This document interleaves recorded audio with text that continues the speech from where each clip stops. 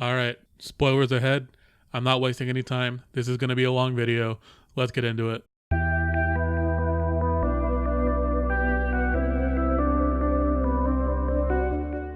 All right, guys, what is going on?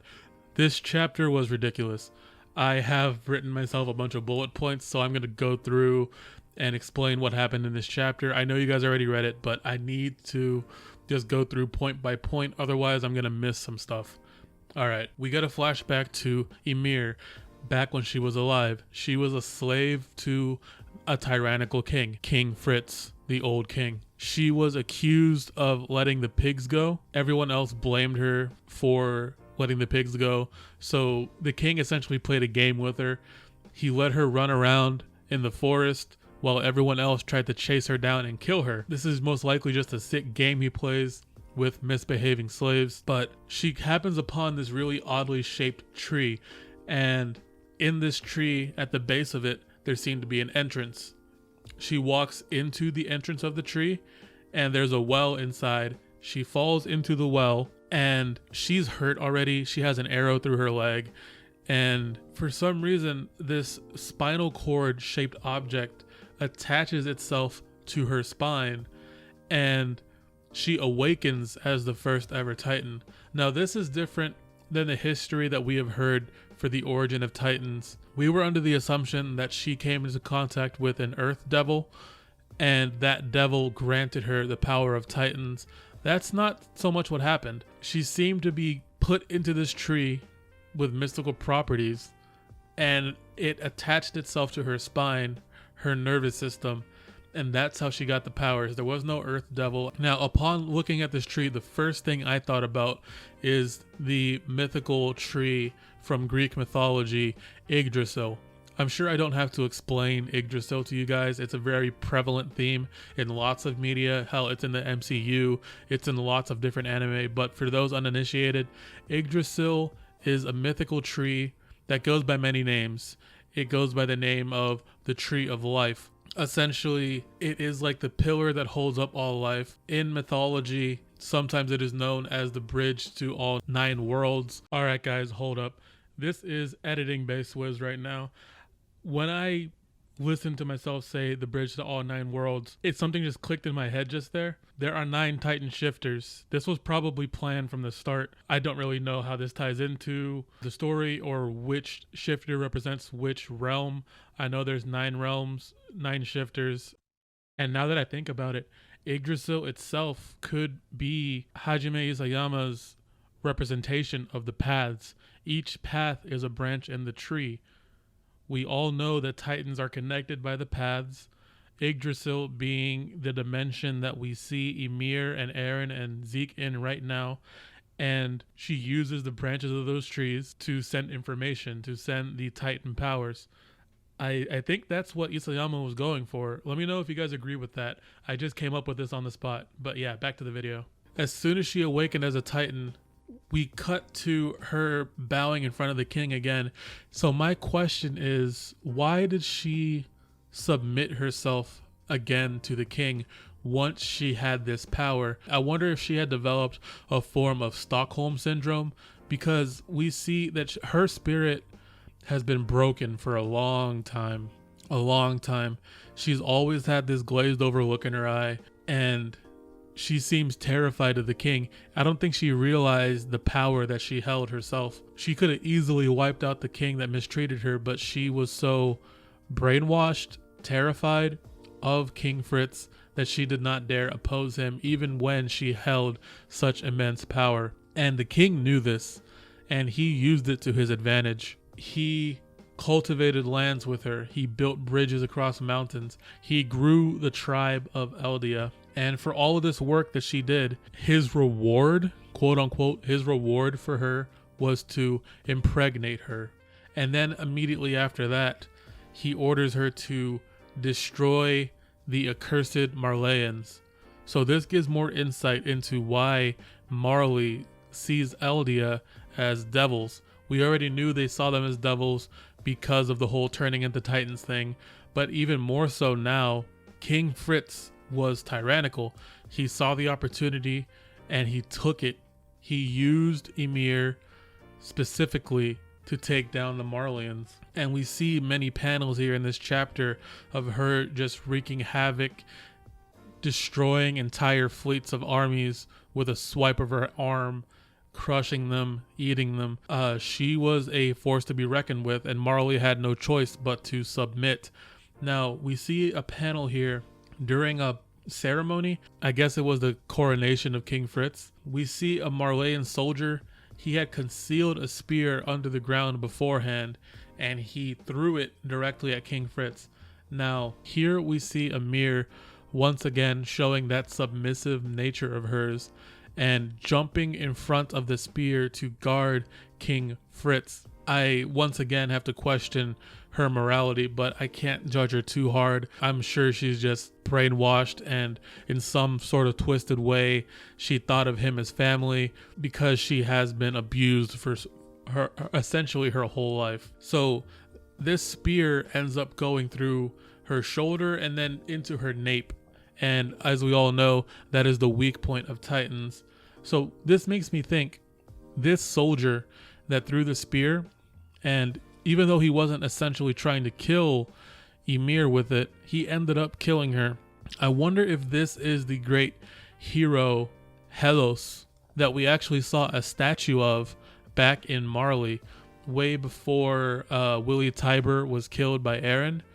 If you guys remember back then, there was a statue of a great hero called Helos that apparently slayed the Earth Devil. Now, that doesn't seem like a coincidence to me. I think this was planned out. I think this Marleyan soldier is Helos, and we just saw why he became legendary. King Fritz once again showing his amazing personality. While Ymir was dying on the ground in front of him, what does he do? He tells her to get up and get back to work, because that's the only thing a slave is good for. He didn't realize that there are injuries that Titans can sustain that they cannot get back up from. He assumed that she was immortal, and he just watched her die in front of him because he was assuming she's playing dead or something. So Ymir ends up actually dying from this point, and what happens next is really morbid. He has his 3 daughters, who are actually the names of the walls: Maria, Rose, and Sina. He has all 3 of them consume the corpse of Ymir in order to hopefully attain her powers, and they succeed after they eat the spine. I want to pause here real quick and pose a question. Does this mean that Ymirs Curse is fake? I was always under the assumption that Ymirs Curse meant that 13 years after a shifter gets their power, they die of natural causes, but that might not be the case.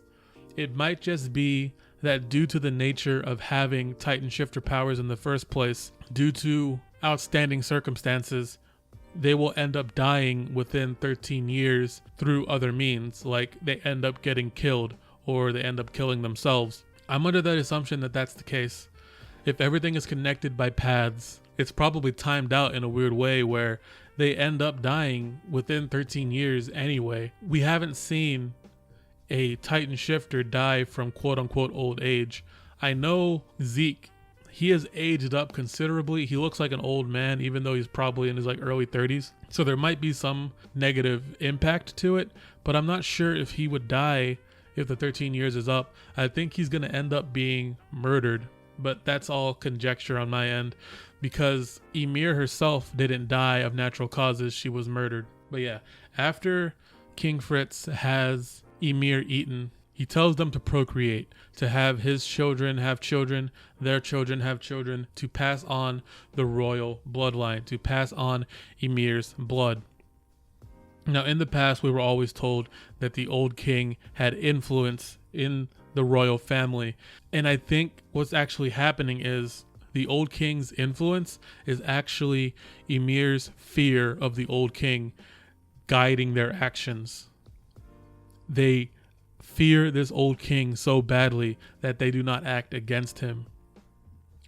The king himself had no power. It's just psychological power he had over Ymir.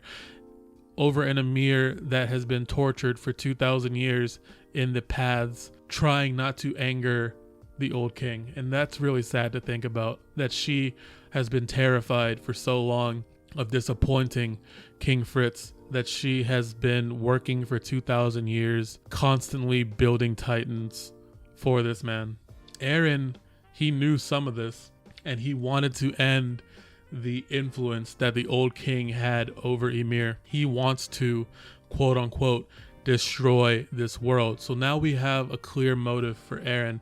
I don't know how much of Ymir's past that he knew, but he does know that Ymir is not free. And that's Eren's whole thing. Ever since the start of the series, his thing has always been wanting freedom. He doesn't want people to feel like cattle. He doesn't want people to be like a caged bird. He sees Ymir in this situation, and he sees himself in the walls. He wants her to break out of it. He wants to help her break out of the control of the old king. And here we see what he's all about. Zeke, when he sees that Eren is conversing with Ymir, he starts to freak out. He starts talking about how he's a descendant of the royal family. You'd better listen to me, Ymir. Cause euthanasia so that Eldians can no longer reproduce. And in that moment, I'm just like, wow, he really does look like King Fritz.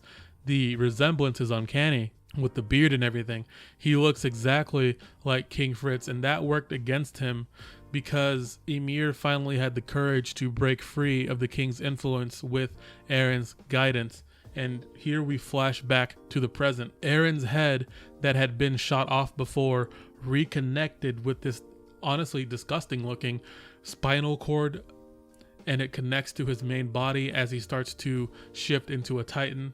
In that moment as well, the walls begin to break, and we see hundreds of colossal titans start to make their way out of the walls.